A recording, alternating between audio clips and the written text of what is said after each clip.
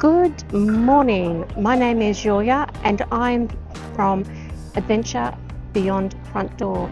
Today I'm coming to you from Sydney Harbour, and around behind me is the wonderful Opera House.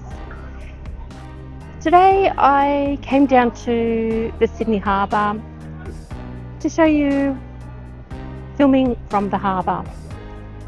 And the reason why I've come here is not just to film from the harbour, but to put a bit more idea behind today's discussion. In today's video, what I'm going to mostly talk to you about is purchasing of flights and anything that could be outside of the normal things that you would normally do when you are travelling. So we've gone through the packing, we've gone through the right kind of shoes to wear, we've gone through health, walking medications, checking of those. So now we're on to, you've got the ticket. I do a lot of my tickets online, and through apps. Sometimes I will actually check with the airline because you can sometimes get a cheaper flight going direct to the airline. I'm not going to name any of them because I use probably about 3 or 4, depending on which ones I do use for different flights and what's available to me. You make your choice as to which company you want to go to, and a lot of them do come in apps that will be downloaded to your phone, so it's easy for you to find. Booking of activities. I've, over the past couple of weeks, been organising my bookings and what I want to go see. I've looked on a lot of different websites to see what they have to offer to me in different activities that go out from the main centres where I'm staying. Yes, I'm going to give you an idea of where I'm going to stay. I'm actually going to Osaka and Kyoto in Japan. I'm the kind of person who is adventurous. Not everyone is adventurous, but I will have a look at Google Maps and plan my trip around Google Maps. I know it sounds really weird and it sounds really funny, but yep, there's seagulls around. That's doing things out in nature. But I will actually look at Google Maps and I will go, okay, get enthusiastic about what's there and see what's around. Can I walk these places? Can I take a train to these places? And a lot of the time I am a solo traveller, so I have to find where to go to and how to get to places all on my own. Even if you're in a family or a group setting, it's a lot of fun. Find out where you're going to be travelling to on a train or a bus or a ferry, and use your feet. Take a walk out there if you can.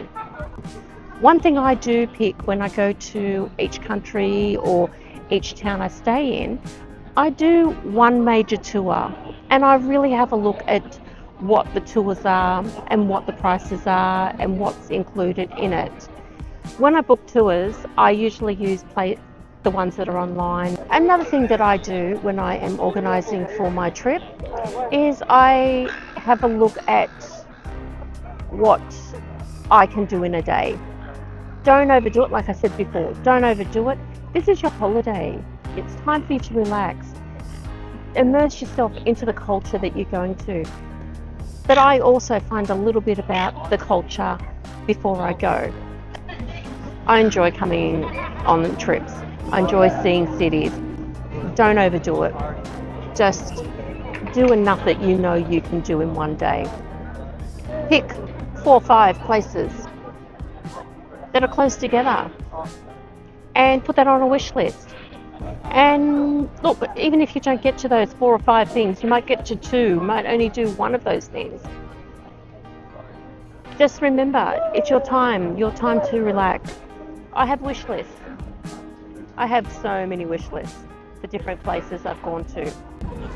I write up a wish list, first of all, what I would like to see in the countries I'm doing things in. And then from that wish list, I will have a look at what tours are there and what's in those tours. If there is more than 3 things in my wish list that is on that tour, I may do that tour. If there's only one thing in that and it's going to places when I've had a look on Google Maps that are close by to my hotel and also what I want to do, I might opt out from doing that tour and I will actually go and do it on foot or take public transport. So that's how I do a lot of my activity planning. You may be different. I'm not saying you have to do your trip things the same as me. When I'm in Kyoto, I've actually decided that I'm going to do 3 areas. I'm there for almost 4 days, and I'm going to do an area which is the western side, and then I'll go into the eastern side and do a few things that I can go to, and then I'm going to go to a southern area where I've got probably on each of them about 6 places I'd like to go on my wish list. But to be honest, depending on what time I get up, depending on what time I get there, depending on all of those kind of things, I might only get through 3 or 4 of those places.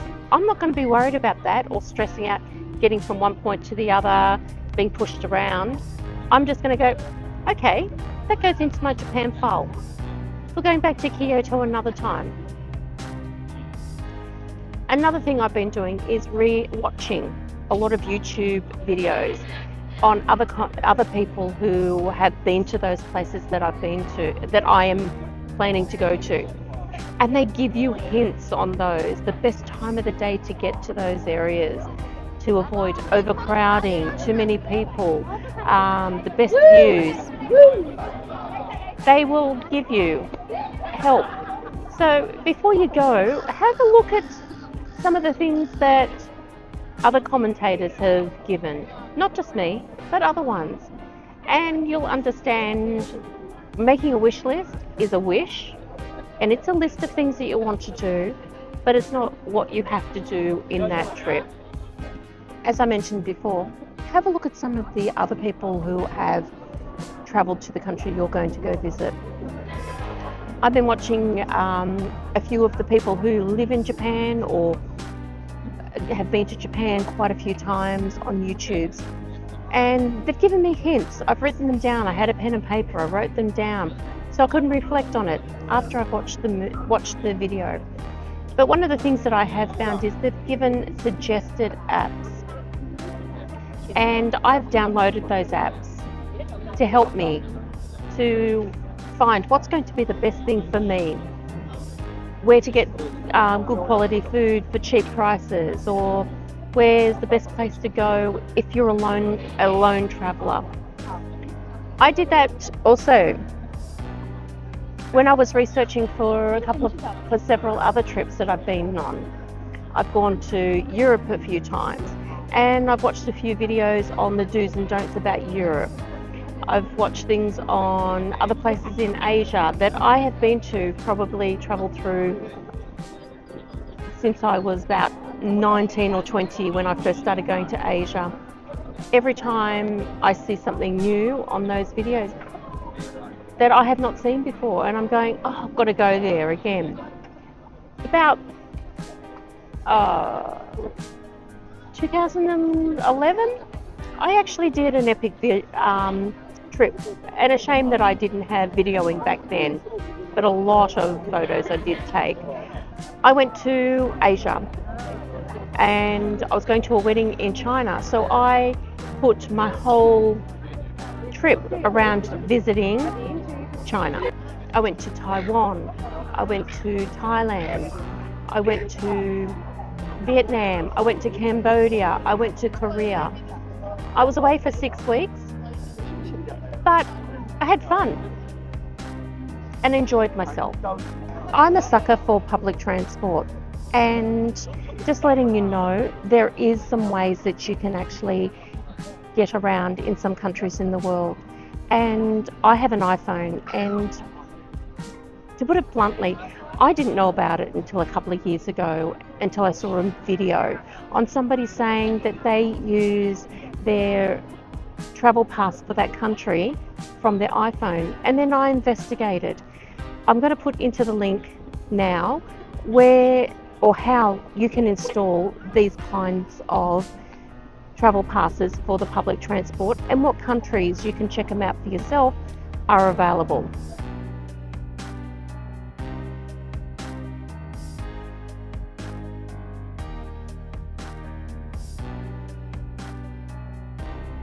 I'll give you an example of activities I'm doing today. I went for a walk this morning. So I thought to myself last night, it was pouring with rain. What do I go and do? What do I go and see? Do I do just an exercise and not do filming today? There was rain, there was cold wind, all of that kind of stuff last night out where I live. But I got up this morning, there was a bit of a patch of blue sky, and I thought to myself, yep, daylight savings is finished, so it gives you an idea of when this is. It's actually Easter Sunday. I thought getting out and about, there wouldn't be a lot of tourists around.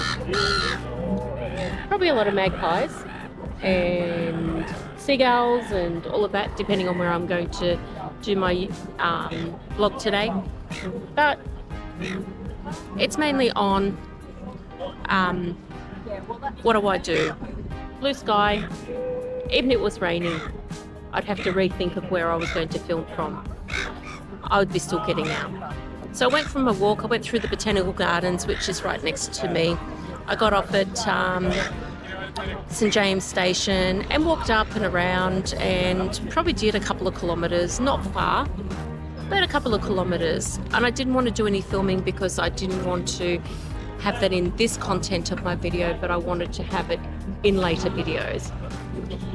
So I did that, I came around, got to the Opera House and thought, yeah, doesn't look like it's going to rain on me. So I'm going to take a chair right here, get the backdrop and put together my video. That's what I'm saying about being flexible.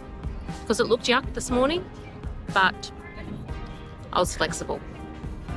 So getting back to activities. This morning's activity was, I want to go for a walk. I went through the domain, down into the Botanical Gardens, walked around, and I'm sitting here with a beautiful backdrop. That's the kind of things that is an activity for me. The ladies brought me over a nice cookie and a coffee so I can sit here and talk in their area. Always remember it, if you are YouTubing, buy something from the place you're going to sit at if it's part of a restaurant or a cafe, because they don't mind you filming from there, but it's out of courtesy to actually just buy something. In this video I want to talk about etiquette in some countries. Before you fly out, find out a bit about the etiquette of each country. There's countries like Singapore. Chewing gum, you can get a fine. Littering, you can get a fine. I've been there several times. I have found out in Japan, it's not nice to walk around with food or walk around drinking your coffee or any of those kind of things. So I'm going to make sure that I don't do that. But here in Australia, I'll sometimes walk around with a coffee in my hand and I'll eat as I'm walking, because I'm on the go. So just do some looking at places. When I go to Europe, I love going to Europe. You do people watching. I know it sounds really weird, but you go to a cafe, you sit down, you have your coffee, and you order something and you just sit there watching the people go by. But there are some customs in some countries and some rules that we must always remember. So just remember those kind of things when you are traveling. Where you're going to, have you found out what is the proper etiquette? Also, another thing that I would say to you, learn greetings. The reason why I'm putting greetings in this is because I have found that if you do the correct kind of greeting, when you are in any country or where you're going to. That helps a lot. Like in France, enter a place and you go bonjour. Or when they give you something, you can use the words merci, which is thank you. You get better service, I found. It's not saying just France, but when I was in Germany, I said Guten Morgen and things like that. And I'm learning about the customs for when I go to Japan. I'm still going through a couple of videos that are telling me how you should greet people, what things you should do. I got on a video last night that you shouldn't tip when you are in Japan. So just learn about the different things like I am doing for my next trip. And also for any trip that I go on, I always try and find out what's the local customs, what's the proper etiquette, what things can get me into trouble. There are some countries where you can't photograph a soldier, or you can't photograph a person in uniform, or government buildings and things like that. I'll tell you a little story. I was in Strasbourg, and when I was there, I heard clunk, clunk, clunk, clunk, clunk on the ground. I turned around and I saw people with automatic weapons in their hand running to something. And that was the security that's around Strasbourg, because Strasbourg actually has part of the EU there, which is Parliament. And I've been to the Parliament there. That's another story which I hope to tell you about and take you back there one time. But as I'm saying is, learn your protocols, learn how to react in each country. Australia has laws against you touching wildlife. Don't pick them up. You get bitten by seagulls all the time where I am. In a video, I'm going to show you a seal, if it is still here at the Opera House. I'm going to go and have a look a bit later and see if the seal is here. There was a famous seal that people don't know about, and he lies at the Opera House. Don't go near him. Leave him alone. And that's the kind of things. In Victoria, of Australia, there is a penguin colony that's on Phillip Island. You're told not to use flash photography, and you're told not to do certain things and not to try and chase the penguins. That's the kind of things I'm saying. Learn about what each country does have as their protocols and etiquette. Well, I'm not sure if there's anything else I can probably talk to you about today, and I'm just hoping that some of the things that I have had to say of places that I've been to will help you in your decisions on where you go to and what you are doing. So this will probably be my last video. I'm still on my fitness for my travel in a few weeks' time, and I will be bringing you some things from my next adventure. I hope you like what I've got to say. I know I ramble on a little bit, but please, just think about some of the things that I have had to say. Enjoy your holiday. Just make sure that you have fun. And a holiday should be fun. It shouldn't be something to stress about. So I hope you enjoyed my content. I hope you've seen my other 4 videos, or 3, I got that wrong, my other 3 videos, and enjoy life and get out there and have fun. Talk to you soon. Bye.